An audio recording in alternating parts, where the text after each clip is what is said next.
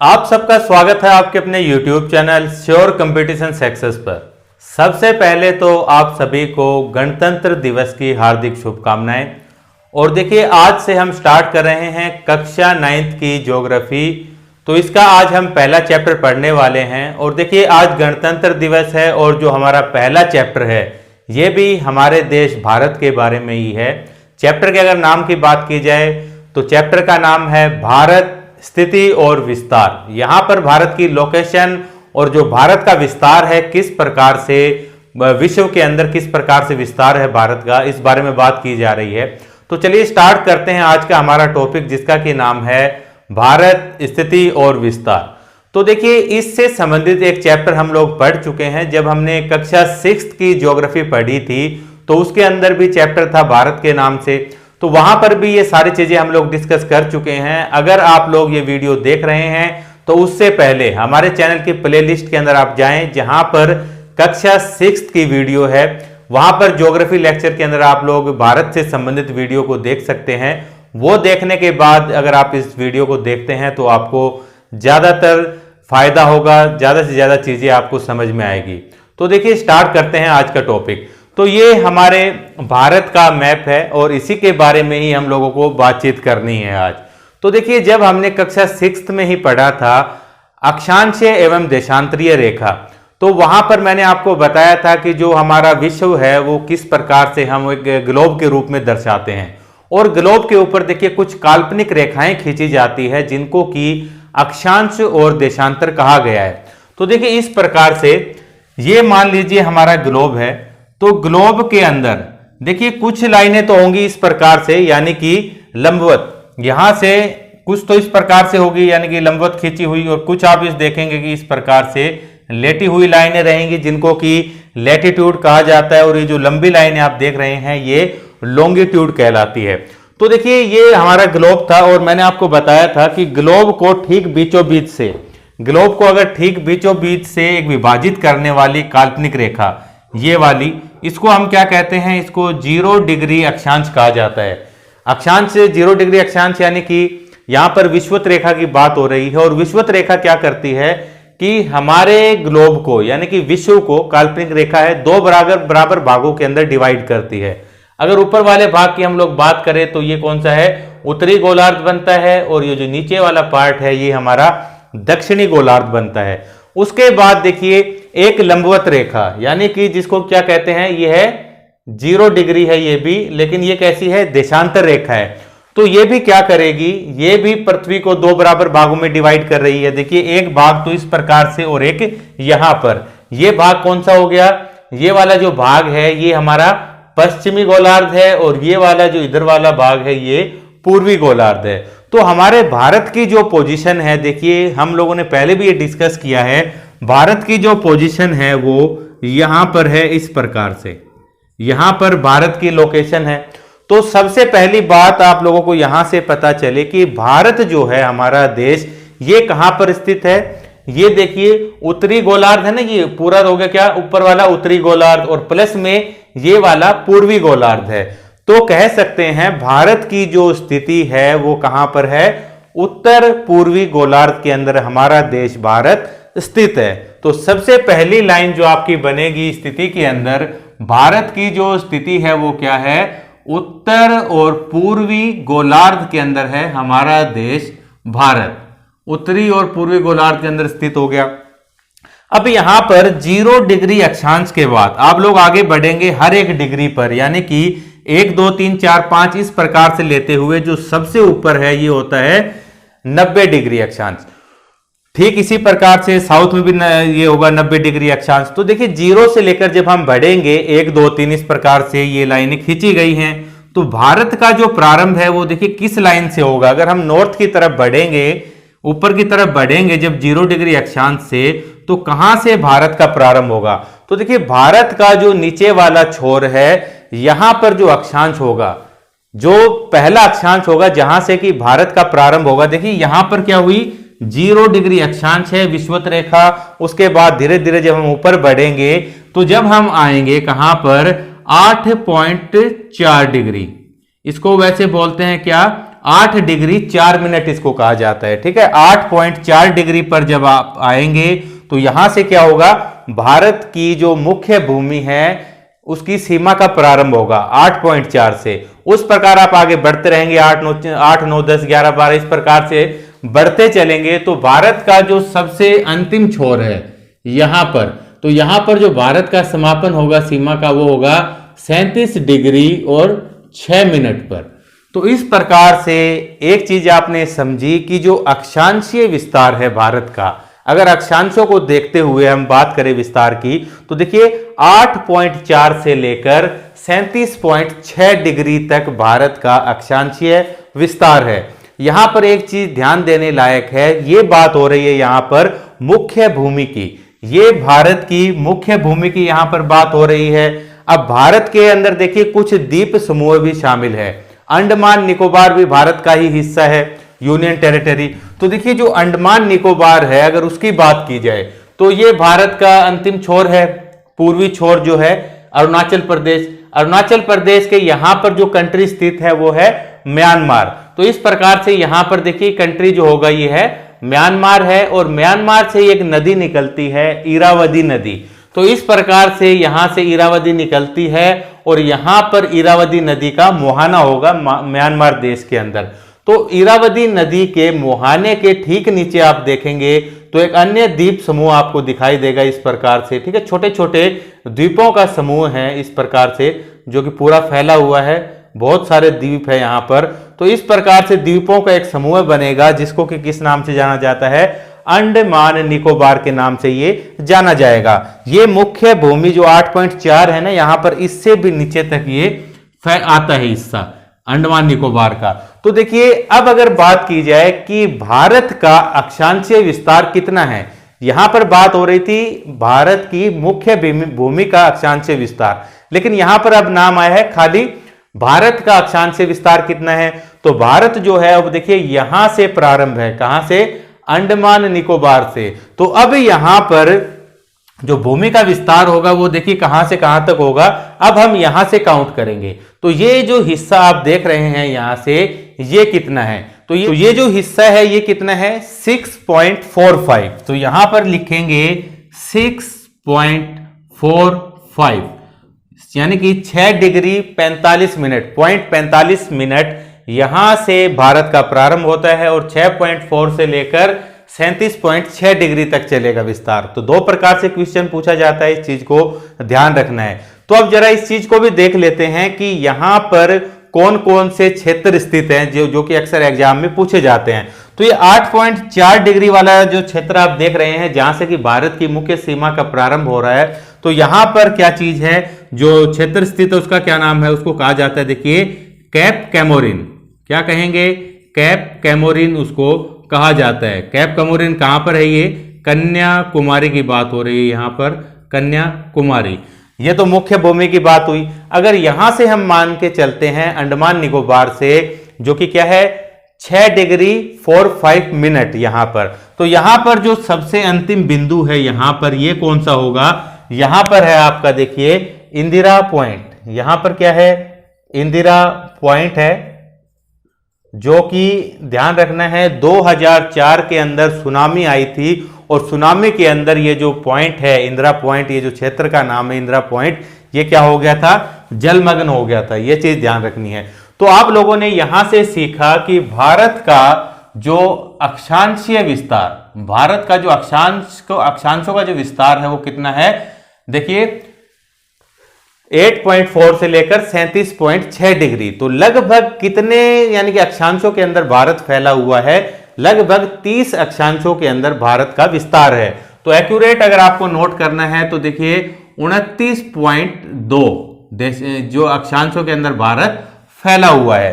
तो ये चीज हम पहले भी डिस्कस कर चुके हैं कक्षा 6 की जो हमने ज्योग्राफी पढ़ी थी उसके अंदर, कि जो दो अक्षांश है इनके बीच का जो डिफरेंस है, देखिए यहां पर एक अक्षांश तो ये हो गया मान लीजिए 0 वाला, उसके बाद में जो 1 डिग्री का रहेगा इस प्रकार से। तो ये जो दो अक्षांश यहां पर बने हैं 0 और 1, तो इनके बीच का जो देखिए बीच की दूरी है ये कितनी रहेगी, ये फिक्स है 111 किलोमीटर रहेगी। आप कहीं से भी मेजरमेंट कर सकते हैं, चाहे यहां से करिए, कहीं से भी एक निश्चित दूरी 111 किलोमीटर आपको मिलेगी। तो यहां पर देखिए भारत का जो अक्षांशीय विस्तार है वो कितना है, 29.2 अक्षांशों के अंदर फैला हुआ है, और एक अक्षांश के अंदर कितना डिफरेंस होता है, 111 किलोमीटर का। तो यहां से हम भारत की लंबाई निकाल सकते हैं। जब 29.2 किलोमीटर को 111 से गुणा किया जाएगा तो देखिए 3214 किलोमीटर निकलकर सामने आएगा। तो कह सकते हैं कि भारत का जो दक्षिण से लेकर उत्तर तक का जो विस्तार है ये कितना है, या फिर लंबाई भी आप इसको बोल सकते हैं, ये कितनी है यहां पर 3214 किलोमीटर। यहां से जब आप मापेंगे नीचे तक तो 3214 किलोमीटर निकलकर सामने आएगा। अब ये बात हुई भारत के अक्षांशीय विस्तार की। एक चीज यहां पर नोट करें, मैंने आपको बताया कि जो अंतिम बिंदु है जैसे कि इंदिरा पॉइंट है यहां पर कैप कैमोरिन, और जो ऊपर का भाग है यहां पर इसको क्या बोलते हैं, इसको बोला जाता है इंदिरा कोल, इसको इंदिरा कोल कहा जाता है। तो अब बात करेंगे भारत का जो देशांतरीय विस्तार है वो किस प्रकार से है। देशांतर आप लोग समझ गए हैं कि इस प्रकार से जो ये लंबवत लाइनें होती हैं, इस प्रकार से ये क्या होते हैं, देशांतर कहलाते हैं। तो भारत जो है कितने देशांतर के अंदर फैला हुआ है ये चीज हम लोगों को ज्ञात करनी है। अब तो भारत का देखिए अगर बात करें देशांतरीय विस्तार, सबसे पहले तो यहां से प्रारंभ करेंगे। अगर यहां से प्रारंभ किया जाए तो यहां पर जो देशांतर निकलता है, यहां से भारत की सीमा को टच करता हुआ यहां पर है 68.7, यानी कि आप बोलेंगे 68 डिग्री 7 मिनट वाला देशांतर यहां से निकलेगा। 68.7 से लेकर जब आप यहां पर चलेंगे तो यहां पर जो अंतिम क्षेत्र है इस प्रकार से देखिए, जो अंतिम बिंदु है यहां से ये क्या है 97.25। तो देशांतरीय विस्तार कितना हुआ भारत का 68.7 से लेकर 97.25। तो यहां पर कौन कौन से क्षेत्र स्थित हैं जो कि एग्जाम में अक्सर पूछे जाते हैं, इन चीजों को भी नोट करेंगे।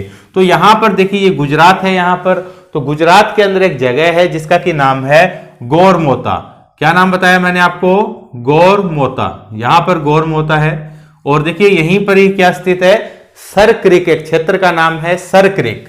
कहां पर है ये, सर क्रिक। और ये चीज ध्यान रखनी है, भारत और पाकिस्तान के अंदर क्या है, विवादित क्षेत्र है। पाकिस्तान इस पर अपना दावा प्रस्तुत करता है, कई बार न्यूज में बना रहता है सर क्रिक, तो यहीं पर है सर क्रिक। उसके अलावा यहां पर एक अन्य चीज भी है, देखिए नारायण सरोवर।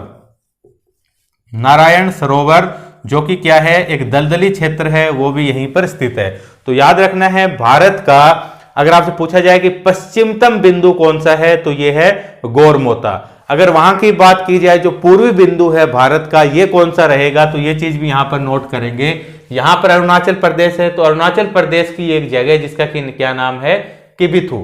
किबिथु ये कहां पर है, अरुणाचल प्रदेश के अंदर। ये भारत का पूर्वतम बिंदु है। अगर पूछा जाए भारत का दक्षिणतम बिंदु कौन सा है तो इंदिरा पॉइंट है। पूछा जाए मुख्य भूमि का दक्षिणतम बिंदु कौन सा है, कैप कैमोरिन। भारत का उत्तरी बिंदु कौन सा है अंतिम, तो ये है इंदिरा कोल। तो ये चीज आप लोग अच्छी तरह से समझ गए हैं। अब यहां पर देखिए अगर आपसे पूछा जाए, अभी हमने क्या निकाला था, अक्षांशीय विस्तार निकाला था भारत का। अभी हम लोग निकालेंगे कि भारत का जो देशांतरीय विस्तार है, इस प्रकार से देखिए जो खड़ी लाइनें हैं, देशांतरीय विस्तार जो है कितने देशांतर के अंदर है भारत का, ये चीज हमें देखनी है। तो देखिए जब आप 97.25 में से इसको माइनस करेंगे तो आपको मिलेगा लगभग के अंदर 30 डिग्री के अंदर ही फैला हुआ है। अगर एक्यूरेट देखें हम लोग, देखिए क्या देशांतरीय विस्तार कितना है भारत का, ये है एक्यूरेट देखेंगे 29.18, यानी कि 29.18 देशांतर के अंदर भारत का विस्तार है, इस प्रकार से पश्चिम से पूर्व की तरफ।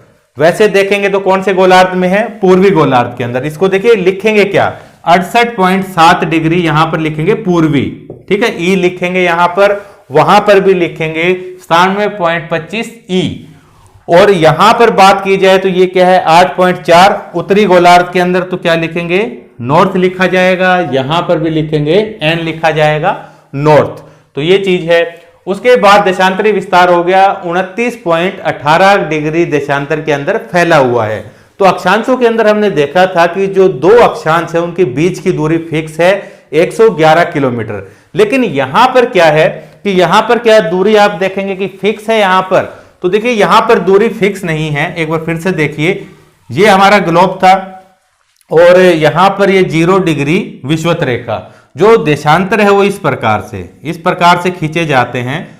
तो यहां पर आप देखिए जो दो देशांतरों के बीच की दूरी है, एक देशांतर ये है और एक ये है, तो यहां पर आप देखेंगे कि जो दूरी है ये क्या है, अधिकतम है। यहां पर दूरी अधिकतम है और अधिकतम दूरी कितनी है, 111 किलोमीटर ही है। उसके बाद जब हम ये ध्रुवों पर जाना प्रारंभ होंगे, यानी कि ऊपर की तरफ जाना प्रारंभ होंगे, तो ये जो बीच की दूरी है आप लोग देख सकते हैं ये धीरे धीरे कम होती चली जा रही है और ठीक ध्रुवों पर पहुंचने पर ये जो दूरी है ये 0 हो जाती है, बिल्कुल यानी कि 0 हो गई। तो यहां पर जो देशांतरों के बीच की दूरी है ये फिक्स नहीं है, धीरे धीरे ये कम होती चली जाती है। तो इसी प्रकार से जब हम कैलकुलेट करते हैं तो भारत का जो देखिए इस प्रकार से लंबाई, यानी गुजरात से लेकर अरुणाचल प्रदेश तक की जो लंबाई है वो क्या निकलकर सामने आती है, वो है 2933 किलोमीटर। बुक में आपसे पूछा गया है कि भारत का जो अक्षांशीय विस्तार है वो भी 30 डिग्री के अंदर है और देशांतरीय जो विस्तार है वो भी लगभग 30 डिग्री देशांतर के अंदर ही है। तो भारत की जो आकृति है वो भाई ऐसे चौकोर क्यों प्रतीत नहीं होती अगर बराबरी विस्तार है। उसके अलावा दूसरा पूछा गया है कि उत्तर से लेकर जो दक्षिण की दूरी है ये हमें ज्यादा प्रतीत होती है, जबकि गुजरात से अरुणाचल प्रदेश की दूरी कम प्रतीत होती है। तो कारण यही है, अक्षांशों के बीच की जो दूरी है वो फिक्स है 111 किलोमीटर, इस वजह से लंबा है। और यहां पर हम लोग देखेंगे जो देशांतर का विस्तार है, दो देशांतरों के बीच की दूरी कम होती रहती है। जैसे हम विषुवत रेखा पर अधिकतम, उसके बाद जाएंगे तो कम होती रहती है, जिसकी वजह से यहां पर गुजरात से लेकर अरुणाचल प्रदेश की जो डिस्टेंस है यहां पर देखिए कम निकल कर आती है 2933 किलोमीटर। तो ये चीज है। उसके बाद यहां पर बात करेंगे भारत का कुल क्षेत्रफल कितना है। तो कुल क्षेत्रफल कितना है ये चीज अच्छी तरह से याद रखनी है, बहुत बार पूछी जाती है।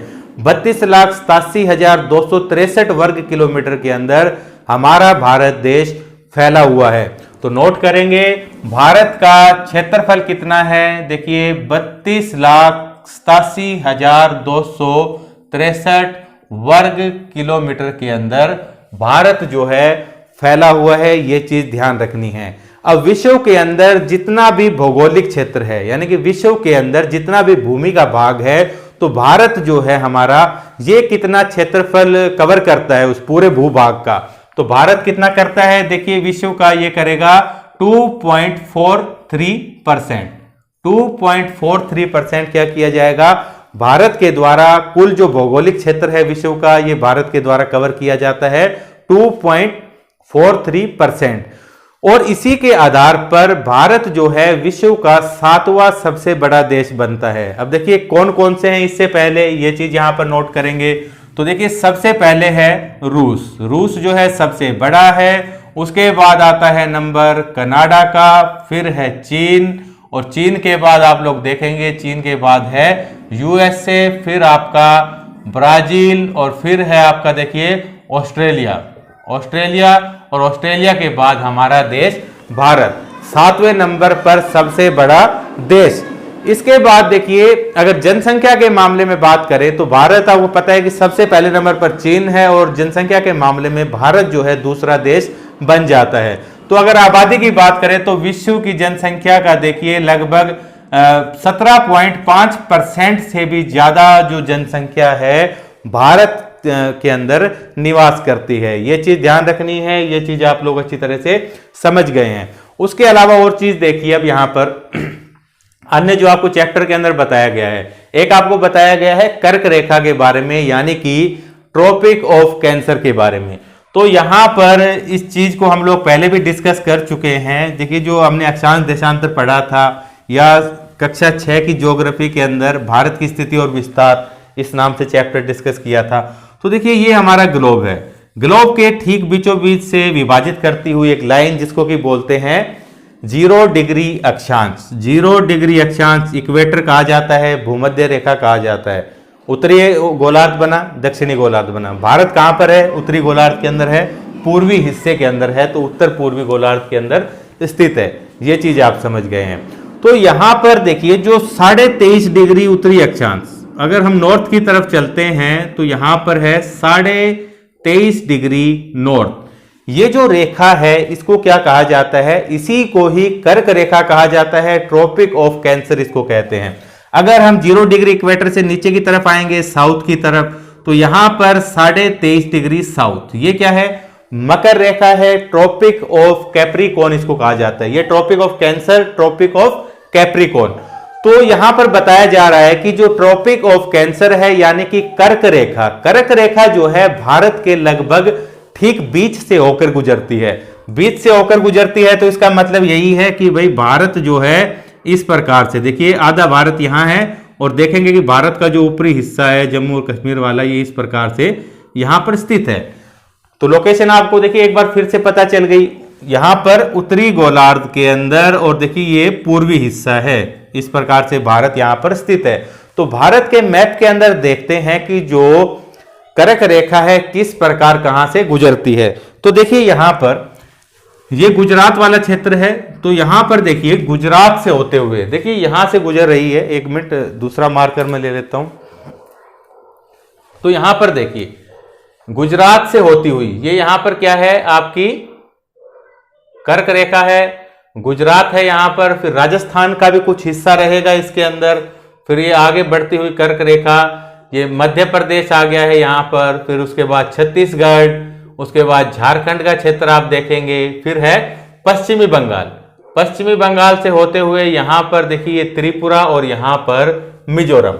तो यहां से ये रेखा गुजरी है, इसका क्या नाम है, ये है आपकी 23.5 डिग्री नॉर्थ, यानी कि कर्क रेखा, ट्रॉपिक ऑफ कैंसर की बात हो रही है यहां पर। तो कौन कौन से प्रदेश से गुजर रही है, देखिए गुजरात है, यहां पर राजस्थान का भी कुछ हिस्सा रहेगा, बाद में आप आगे बढ़ेंगे तो मध्य प्रदेश, मध्य प्रदेश के बाद आप देखिए आगे बढ़ेंगे तो आपको मिलेगा छत्तीसगढ़ है यहां पर, छत्तीसगढ़, उसके बाद में ये देखेंगे झारखंड वाला क्षेत्र, और यहां पर पश्चिमी बंगाल, पश्चिम बंगाल, और यहां पर ये आपका हो गया त्रिपुरा, और त्रिपुरा के बाद ये है मिजोरम। इस प्रकार से ये कर्क रेखा भारत से गुजर गई, 8 प्रदेशों से होते हुए ये कर्क रेखा जो है निकलती है, ये चीज ध्यान रखना है। अब कर्क रेखा है भाई, इक्वेटर हो गया और मकर रेखा। इंपॉर्टेंस क्या है कि जो सूर्य का लंबवत प्रकाश जो है साल भर क्या है यहां पर इसी क्षेत्र के अंदर पड़ता रहता है, ये चीज ध्यान रखनी है। तो ये तो बात हुई कर्क रेखा की। उसके बाद में एक अन्य रेखा भी है जिसका की नाम है भारत की मानक समय रेखा। मानक समय रेखा यानी कि ये चीज भी देखिए हम लोग अक्षांश और देशांतर कक्षा 6 के अंदर डिटेल के साथ पढ़ चुके हैं, आप जाकर वो वीडियो भी देख सकते हैं। यहां पर भी मैं बताऊंगा, लेकिन थोड़ा शॉर्टकट में बताएंगे, अगर विस्तार से जानना चाहते हैं तो वो वीडियो आपको देखना होगा। तो यहां पर देखिए जो हमारी मानक समय रेखा है, मानक समय रेखा देखिए जो इंग्लैंड है यहां से गुजरती है, ग्रीनविच नाम की जगह है। जो 0 डिग्री इक्वेटर की बात कर रहे हैं ना बार बार, 0 डिग्री इक्वेटर तो ये हो गया, 0 डिग्री देशांतर ये कहां से गुजरता है, ये ग्रीनविच नाम की जगह से गुजरता है। तो भारत से एक देखिए यहां पर एक देशांतर गुजरता है इस प्रकार से, यहां से ये देशांतर है भारत के अंदर से गुजरने वाला। ये जो देशांतर है ये कितना है, 82.5 डिग्री, 82.5 डिग्री ये देशांतर है। इसको भारत का मानक समय रेखा घोषित किया गया है। मानक समय रेखा यानी कि देखिए हर एक क्षेत्र का जो टाइम रहता है ना वो अलग अलग रहता है, लेकिन भारत का सेम एक जैसा टाइम रखने के लिए क्या किया गया है, ये जो 82.5 डिग्री देशांतर जिसे कि यामोत्तर भी कहा जाता है, इसको मानक समय रेखा घोषित किया गया है। यहां पर जो टाइम होगा ग्रीनविच के हिसाब से वही क्या माना जाएगा, भारत का जो समय उसको माना जाएगा। तो यहां पर देखिए ये जो रेखा है अब ये कहां कहां से गुजरती है, तो देखिए यहां पर सबसे, ये तो नेपाल हो गया ऊपर, तो ये नेपाल है। उसके बाद यहां पर नेपाल को टच करता हुआ ठीक यहां पर है उत्तर प्रदेश। उत्तर प्रदेश के बाद आप देखेंगे जो मध्य प्रदेश है उसका विस्तार इसी प्रकार से है, फिर यहां पर मध्य प्रदेश आएगा। मध्य प्रदेश के बाद जो छत्तीसगढ़ है वो भी इस प्रकार से यहां पर विस्तृत है, तो छत्तीसगढ़ भी इसके अंदर शामिल है। देखिए इस प्रकार से यूपी, यूपी के बाद एमपी, फिर है छत्तीसगढ़ आपका, फिर नीचे आएंगे तो यहां पर है आपका उड़ीसा, और नीचे आएंगे तो यहां पर हो गया आंध्र प्रदेश। तो इस प्रकार से ये जो मानक समय रेखा है भारत की इन प्रदेशों से गुजरती है। ये चीज समझ गए हैं आप लोग। तो देखिए जब हमने अक्षांश और देशांतर पढ़े थे तो ये जो खड़ी लाइनें अभी मैंने आपको बताई थी जिनको कि हम देशांतर बोल रहे हैं, तो ये चीज हम लोग पहले भी पढ़ चुके हैं कि जो सूर्य का प्रकाश है, पृथ्वी जो है वो देखिए पश्चिम से पूर्व की तरफ गति करती है। ये पश्चिमी हिस्सा है, ये पूर्वी। इस प्रकार से पृथ्वी रोटेट करती है अपने अक्ष पर। सूर्य जो है वो क्या रहेगा, फिक्स रहता है एक ही जगह पर। तो ये जो प्रदेश है यहाँ पर वो सबसे पहले सूर्योदय को देखेंगे। उसके बाद पृथ्वी जब घूमेगी तो अगले देश जब सूर्य के सामने आएंगे तो वहां पर सूर्योदय होगा। तो भारत देखिए ग्लोब पर इस प्रकार से स्थित है। यहाँ पर ये भारत की लोकेशन इस प्रकार से ना, अभी अभी हमने देखा था, तो ये भारत हो गया इस प्रकार से। अब सूर्य यहां पर है तो सूर्य का जो प्रकाश है सबसे पहले कहां पर पड़ेगा, ये पड़ेगा आपके अरुणाचल प्रदेश पर। सूर्य जब पृथ्वी इस प्रकार से घूमेगी तो अरुणाचल प्रदेश का जो हिस्सा है सूर्य के सामने पहले आएगा। तो यहां पर सूर्योदय सबसे पहले हो गया। उसके बाद में हर एक देशांतर को पार करने में सूर्य को कितना समय लगता है, 4 मिनट का समय लगता है। ये उस वीडियो के अंदर आप लोग देख सकते हैं अक्षांश और देशांतर वाले में। वीडियो का जो लिंक है डिस्क्रिप्शन में आपको दे दिया जाएगा, आप लोग देख सकते हैं। अब देखिए यहां पर कितने देशांतर हैं, अभी अभी हमने बात की थी, यहां पर 30 देशांतर हैं। अभी अभी हमने बात तो की है कि देशांतरीय विस्तार कितना है भारत का, 29.18 है, लेकिन लगभग में मान सकते हैं कितना, 30 देशांतर में विस्तार है। तो एक देशांतर को पार करने में कितना समय लग रहा है, 4 मिनट का समय लग रहा है। तो 30 देशांतर को पार करने में कितना समय लगेगा, 30 गुणा 4 यानी कि 4 तिये 12, 120 मिनट। 120 मिनट यानी कि 120 मिनट को हम क्या कह सकते हैं, 2 घंटे। 1 घंटे में 60 मिनट तो 2 घंटे। तो यहां पर यही बात हो रही है कि जो अरुणाचल प्रदेश का किबिथू नाम का क्षेत्र है, यहां पर जब सूर्योदय होगा उसके ठीक 2 घंटे बाद आपको सूर्य कहां दिखाई देगा, ये जो गुजरात का क्षेत्र है गोरमोता यहां पर दिखाई देगा। तो अगर आपसे पूछा जाए कि किबिथू और गोरमोता के बीच में समय का कितना अंतर है, या फिर पूछा जाए अरुणाचल प्रदेश और गुजरात के समय में कितना अंतर है, तो 2 घंटे का अंतर है। अब 2 घंटे का अंतर है तो ये मतलब नहीं है कि यहां पर जब 8 बजेंगे तो यहां पर 6 बज रहा होगा, ऐसा नहीं है। इसी समस्या को दूर करने के लिए क्या किया गया है, एक बीच की रेखा जिसे कि यामोत्तर कहा जाता है 82.5 डिग्री, इसको भारत की मानक समय रेखा मान लिया गया है। ये यहां पर जो टाइम होगा ग्रीनविच के हिसाब से वही टाइम क्या है पूरे भारत के लिए फिक्स कर दिया गया है। एक चीज और ध्यान रखेंगे, यहां पर यूपी के अंदर जो इलाहाबाद है, मिर्जापुर है, तो यहां पर एक है क्षेत्र गांव जिसका कि नाम क्या है, नैनी नाम का स्थान है, वहां से ये समय रेखा गुजरती है। ये चीज ध्यान रखेंगे। और ये चीज भी ध्यान रखनी है कि भाई छत्तीसगढ़ जो है ना, यहां से कर्क रेखा भी प्लस में जो मानक समय रेखा भी है दोनों ही मिलती है, यहां पर क्रॉस होती है। ये चीज ध्यान रखेंगे। अब देखिए जो हमारी 0 डिग्री अक्षांश है, नहीं अक्षांश नहीं 0 डिग्री देशांतर, जिसको कि ग्रीनविच रेखा भी कहा जाता है, ये कहां पर है, इस प्रकार से जो ग्रीनविच नाम की जगह है, ठीक है, यहां पर है इस प्रकार से। तो भारत का जो देखिए मानक समय रेखा है ये क्या है, 82.5 डिग्री, 82.5 डिग्री है ना ये। तो भारत के अंदर सूर्य पहले आएगा तो भारत का जो समय है वो क्या होगा, इससे प्लस में होगा। समय जो भारत का है ग्रीनविच रेखा से आगे होगा, और कितना होगा, 5.5 घंटे का समय आगे होगा। क्यों होगा ये सब मैं डिस्क्रिप्शन में एक वीडियो दूंगा, उसके अंदर आप देखेंगे तो आप लोगों को अच्छी तरह से समझ आ जाएगा। तो ये बात हुई कर्क रेखा की बात की, और मानक समय रेखा की भी हम लोगों ने बात कर ली है। अब भारत की ही कुछ और चीजों को जानेंगे कि भारत का विस्तार हम लोग पढ़ रहे हैं ना, तो और देखिए विस्तार में क्या क्या चीजें आती है। उसके बाद देखिए अब भारत की सीमाओं की बात करेंगे हम लोग। तो भारत की देखिए जो स्थलीय सीमा है, ये सब तो आप लोगों को पता होगा कि भाई जो गुजरात का क्षेत्र है यहां से लेकर इस प्रकार से पूरा क्या है, समुद्री क्षेत्र है, ये समुद्र है यहां पर। तो देखिए गुजरात वाले तट की तरफ आप देखेंगे, अब ये वाला जो तट है यहां पर कौन सा सागर मिलेगा आपको, यहां पर है अरब सागर। यहां पर कौन सा सागर है, अरब सागर, यहां पर अरब सागर हो गया। और यहां पर क्या है ये चीज, ये है बंगाल की खाड़ी, यहां पर है बंगाल की खाड़ी, और नीचे की तरफ आप आएंगे तो दक्षिण में क्या मिलेगा, यहां पर है हिंद महासागर, हिंद महासागर इस प्रकार से। तो देखिए बंगाल की खाड़ी के अंदर कौन सा द्वीप समूह स्थित है, ये चीज अंडमान निकोबार। उसके बाद अरब सागर में भी क्या कोई द्वीप समूह स्थित है, तो बिल्कुल है, यहां पर आपको मिलेगा लक्षद्वीप समूह। देखिए इस प्रकार से, तो ये छोटे छोटे कई जो है द्वीपों का समूह है, ठीक जैसे कि अंडमान निकोबार था। तो यहां पर देखिए इस प्रकार से, पहले आप देखेंगे कुछ द्वीप समूह है, इनको क्या कहा जाता है, इनको अमीनी द्वीप कहा जाता है, अमीनी द्वीप इनको कह दिया।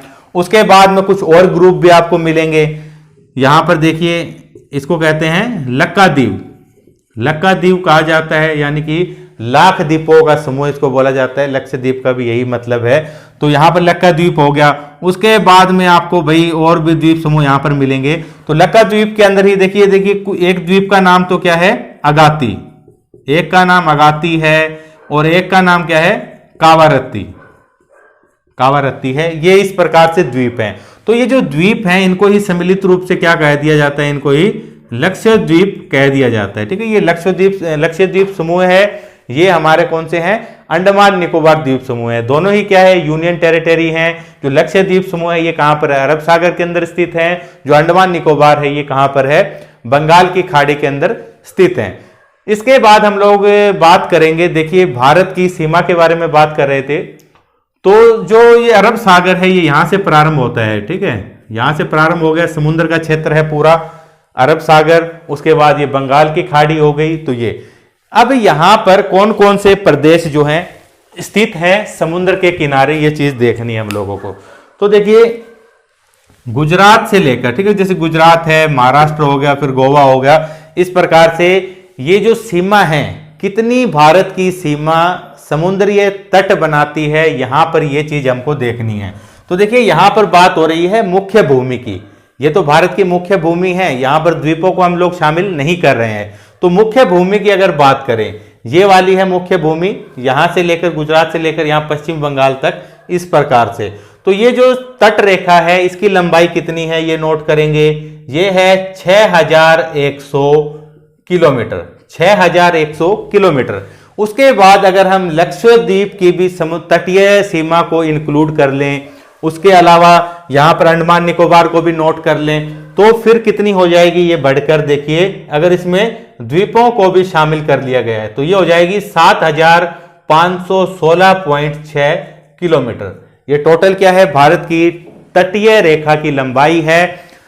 बहुत इंपॉर्टेंट टॉपिक है, यहां पर एक एक शब्द, एक एक लाइन, जो भी चीज लिखी जा रही है हर एक एग्जाम में पूछी जाती है। ये चीज भी पूछी जाती है, भारत की तटीय रेखा की लंबाई कितनी है, मुख्य भूमि की 6100 किलोमीटर। उसके बाद अगर द्वीपों के भी शामिल कर लेने के बाद 6516.6 किलोमीटर ये तटीय रेखा की लंबाई है। इसके बाद यहां पर कोई समुद्र नहीं है, ये कैसी है, नॉर्मल सीमा है, यानी कि जो कि अन्य देशों के साथ भी मिलती है। स्थलीय सीमा की लंबाई कितनी है, तो ये चीज यहां पर देखेंगे। तो स्थलीय सीमा देखिए इसी प्रकार से, ये गुजरात है, राजस्थान हो गया आपका, ठीक है, पंजाब है, ये जम्मू कश्मीर, लद्दाख हो गया, उत्तराखंड, इस प्रकार से लेते हुए सिक्किम है या अरुणाचल प्रदेश। तो यहां पर जो टोटल लंबाई बनेगी कितनी है, 15106 किलोमीटर की स्थलीय सीमा बनती है भारत की। ये चीज ध्यान रखनी है, पूछी जाती है। इसके बाद हम लोग यहीं पर डिस्कस कर लेते हैं कि भारत के अंदर देखिए कि कुल कितने भाई राज्य हैं, कितनी यूनियन टेरिटरी हैं, ये चीज ध्यान रखनी है। भारत के अंदर देखिए वर्तमान में 28 तो राज्य हैं, और उसके बाद यूनियन टेरिटरी की बात की जाए, केंद्र शासित प्रदेशों की, तो इनकी संख्या भी कितनी है, ये भी 8 है। वो 28 है, ये 8 है। तो मैंने क्या बताया कि भाई राज्य कितने हैं भारत के अंदर, अभी वर्तमान में 28 है, और यूटी की बात की जाए तो कितनी है, 8 है। बुक के अंदर दिया गया है 9। तो ये चीज ध्यान रखनी है कि ये देखिए 2 क्षेत्र थे यहां पर। यहां पर कौन कौन से थे, एक तो देखिए दादर और नागर हवेली, दादर एंड नागर हवेली, ये पहले क्या था, एक अलग यूटी था ये। उसके बाद दूसरा था दमन व दीव, ये क्या थे, ये अलग यूटी था, ये अलग था। लेकिन देखेंगे कि 2020 के अंदर ही इन दोनों को मिलाकर क्या कर दिया गया है, एक कर दिया गया है, जिसकी वजह से बुक के अंदर 9 दिया गया है, लेकिन कितने हो गए हैं, 8 हो गए हैं, ठीक है। 28 तो क्या है, राज्य हैं, और उसके अलावा जो यूनियन टेरिटरी हैं, केंद्र शासित प्रदेश, वो कितने हैं? वो भी 8 हैं। तो फटाफट से एक बार देखिए यूटी के ऊपर भी नजर डाल लेते हैं कि कहां कहां पर है। तो यूटी आपने एक तो देख ली, ये अंडमान निकोबार है, और उसके बाद यहां पर देखेंगे ये लक्षद्वीप हो गया। उसके बाद में भाई ये कॉमन सी चीज है, ये तो आप लोगों को पता ही होगी कि ये देखिए ये आपका क्या है, यहां पर J&K है, ये लद्दाख हो गया, ठीक है, लद्दाख हो गया। उसके बाद यहां पर चंडीगढ़ है, और यहां पर भारत की राजधानी हो गई दिल्ली, यहां पर स्थित है, ये भी क्या है, यूटी है। और उसके बाद आप देखेंगे ये जो बात कर रहे हैं दादर और नगर हवेली, दमन और दीव, ये कहां पर है? देखिए तो यहां पर आप देखेंगे गुजरात है ना, यहां पर गुजरात का क्षेत्र है। तो ये जो जगह आप देख रहे हैं ये क्या है? ये है दादरा या फिर दादर है, दादर, ठीक है, दादर, ये कहां पर है? गुजरात के अंदर। उसके बाद ये कोई समुद्री तट यहां पर नहीं है, ये चीज ध्यान रखनी है। यहां पर गुजरात और महाराष्ट्र का बॉर्डर है। यहां पर क्या मिलेगा आपको? यहां पर मिलेगा नागर हवेली। नागर हवेली कहां पर है? गुजरात और महाराष्ट्र के बॉर्डर पर। उसके बाद देखिए ये तो हो गया क्या, दादर और नगर हवेली दोनों की पोजीशन। पहले अलग यूटी था, अभी इंक्लूड करके एक बना दिया गया है, तो ये पोजीशन आप समझ गए हैं।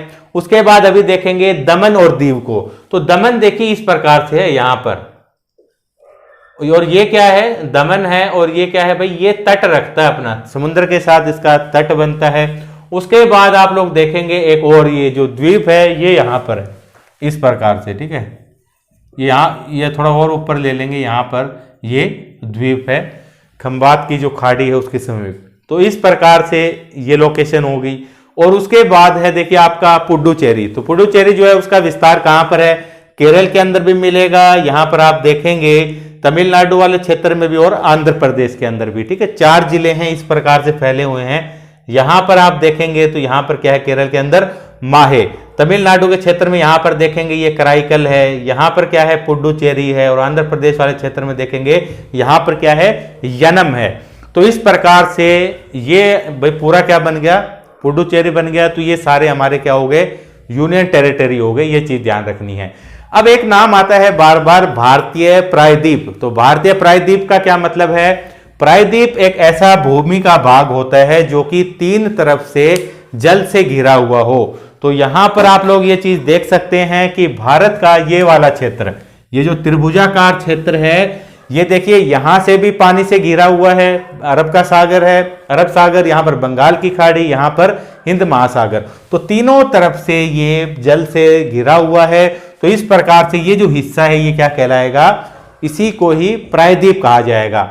बहुत बार एग्जाम में पूछा जाता है कि जो भारतीय प्रायद्वीप है ये किस अक्षांश रेखा से प्रारंभ होता है? तो ये तो 23.5 डिग्री थी, इससे जब थोड़ा सा नीचे आएंगे, 1.5 डिग्री अक्षांश नीचे आएंगे, यानी कि 22 डिग्री की बात हो रही है, ठीक है, इसके समीप ही, यानी कि 22 डिग्री जो अक्षांश है इससे नीचे का हिस्सा माना जाता है क्या? भारतीय प्रायद्वीप इसको कहा जाता है। तो ये चीज आप लोग अच्छी तरह से समझ गए हैं। अब हम फटाफट से देखेंगे भारत के पड़ोसी देश। भारत के पड़ोसी देश कौन कौन से हैं? तो सबसे फेवरेट हमारा पड़ोसी देश जिसका कि नाम है पाकिस्तान। वो अलग बात है कि भाई पाकिस्तान क्या करता है? हरकतें खराब करता है। तो यहां पर इस प्रकार से है ये पाकिस्तान। पाकिस्तान टच कर रहा है, गुजरात हो गया, राजस्थान, उसके बाद देखिए पंजाब का क्षेत्र है, J&K और लद्दाख यहां पर। तो इस प्रकार से इस तरह तक है, ये पूरा पाकिस्तान है, ये पाकिस्तान पहला पड़ोसी देश। उसके बाद पाकिस्तान के ही ठीक ऊपर यहां पर मिलेगा आपको अफगानिस्तान। अफगानिस्तान, ठीक है, बहुत कम बाउंड्री यहां पर शेयर करता है अफगानिस्तान भारत के साथ। अफगानिस्तान हो गया। उसके बाद बढ़ेंगे आगे तो यहां पर जैसे कि लद्दाख है, ये उत्तराखंड हो गया वगैरह, यहां पर क्या है? चीन है, तिब्बत है, ठीक है, तिब्बत जो है चीन के ही अधिग्रहण में है, तो कहकर चल रहे हैं चीन हो गया। उसके बाद आपका यहां पर है नेपाल।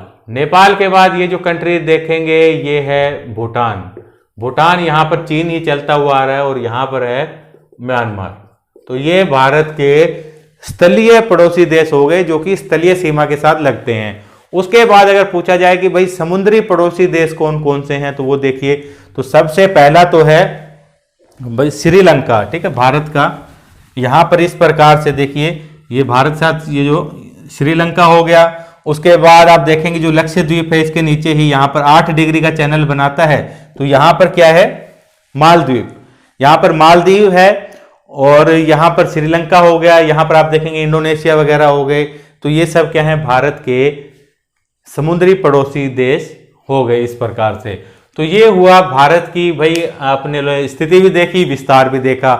इसके बाद बताया गया है कि भारत जो है वो एशिया के अंदर किस प्रकार की स्थिति रखता है।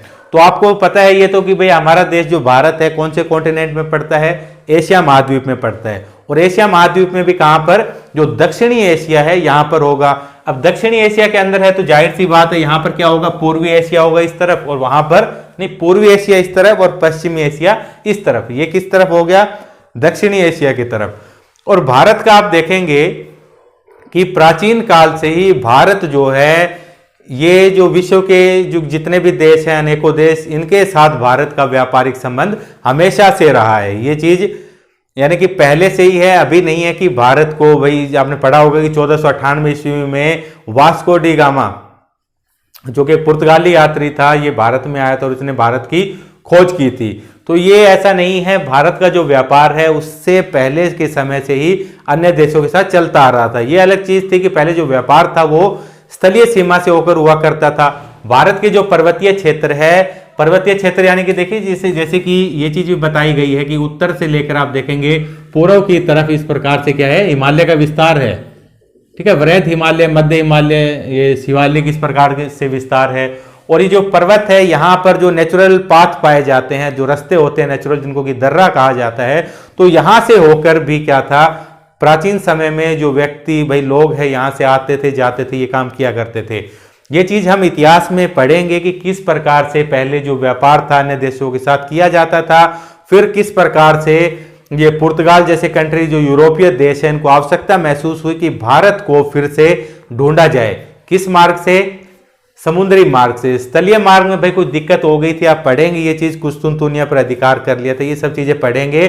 और ये किस प्रकार से फिर समुद्री मार्गों की खोज हुई थी, ये सब चीजें आप लोग वहां पर देखने वाले हैं। तो ये आपको बताया जा रहा है कि भाई भारत का जो व्यापार है वो हमेशा से क्या, कई देशों के साथ हमेशा से रहा है। तो ये सब चीजें हैं नॉर्मल।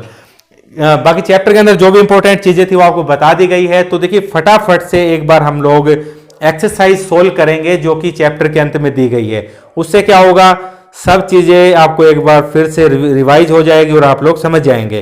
तो देखिए कर्क रेखा किस राज्य से नहीं गुजरती, तो यहां पर आपको ऑप्शन दिए गए हैं। राजस्थान बिल्कुल गुजरती है, उड़ीसा से नहीं गुजरती, उड़ीसा यहां पर है, मैंने आपको बताया था उड़ीसा से नहीं गुजरती। भारत का सबसे पूर्वी देशांतर कौन सा है, यहां पर इसकी बात हो रही है पूर्वी देशांतर की, आप लोग देख सकते हैं 97 डिग्री 25 मिनट पूर्वी क्या है, भारत का सबसे पूर्वी देशांतर है। इसके बाद है देखिए उत्तराखंड, उत्तर प्रदेश, बिहार, पश्चिम बंगाल, सिक्किम की सीमाएं किस देश को छूती हैं, तो ये चीज आपको देखनी है। देखिए उत्तराखंड हो गया यहां पर ये उत्तराखंड है। उसके बाद देखिए यूपी है नीचे, उसके बाद यहां पर बिहार हो गया, बिहार के बाद देखेंगे सिक्किम, ये किसको छूती है, नेपाल को, ये चीज ध्यान रखेंगे। उसके बाद है ग्रीष्म काल में यदि आप कवारत्ती जाना चाहते हैं तो किस केंद्र शासित प्रदेश में जाएंगे, तो कवारत्ती आपको मैंने यहां पर बताया था, ये क्या है, राजधानी है लक्षद्वीप की, यूनियन टेरिटरी है। तो हम कहां पर जाएंगे, लक्षद्वीप के अंदर जाएंगे। और लक्षद्वीप का जो हवाई अड्डा है ये कहां पर है, अगाती एयरपोर्ट है, ये चीज ध्यान रखनी है। उसके बाद देखिए मेरे मित्र ऐसे देश का निवासी है जिस देश की सीमा भारत के साथ नहीं लगती, आप बताइए कौन सा है, भूटान, तो भूटान की भारत के साथ लगती है। दूसरा है बांग्लादेश, तो बांग्लादेश यहां पर है, बांग्लादेश, इसकी सीमा भारत के साथ लगती है। नेपाल की भी लगती है। भाई ताजिकिस्तान है वो भारत के साथ सीमा नहीं बनाता है। उसके बाद देखिए नेक्स्ट क्वेश्चन की तरफ हम लोग बढ़ेंगे। अरब सागर और बंगाल की खाड़ी में स्थित द्वीप समूह के नाम बताइए। अरब सागर में कौन सा द्वीप समूह है, लक्षद्वीप है। और बंगाल की खाड़ी के अंदर कौन सा हो गया, अंडमान निकोबार। दक्षिण में कौन से द्वीपीय देश हमारे पड़ोसी हैं, तो दक्षिण के अंदर आप लोग देख सकते हैं भाई, दक्षिण के अंदर यही है, एक तो श्रीलंका भी हो गया, ये मालदीव भी है यहाँ पर, ठीक है, बाकी इंडोनेशिया वगैरह वो उधर। उसके बाद देखिए उन देशों के नाम बताइए जो क्षेत्रफल में भारत से बड़े हैं, तो यहां पर मैंने बताया था रूस, कनाडा, चीन, यूएसए, ब्राजील, ऑस्ट्रेलिया, ये भारत से बड़े हैं 6। और उसके बाद 7वें नंबर पर आता है हमारा भारत देश। उसके बाद है हमारे उत्तर पश्चिम, हमारे उत्तर पश्चिम यानी कि उत्तर ये है, पश्चिम यहां पर हो गया। उत्तर पश्चिम में कौन है? पाकिस्तान।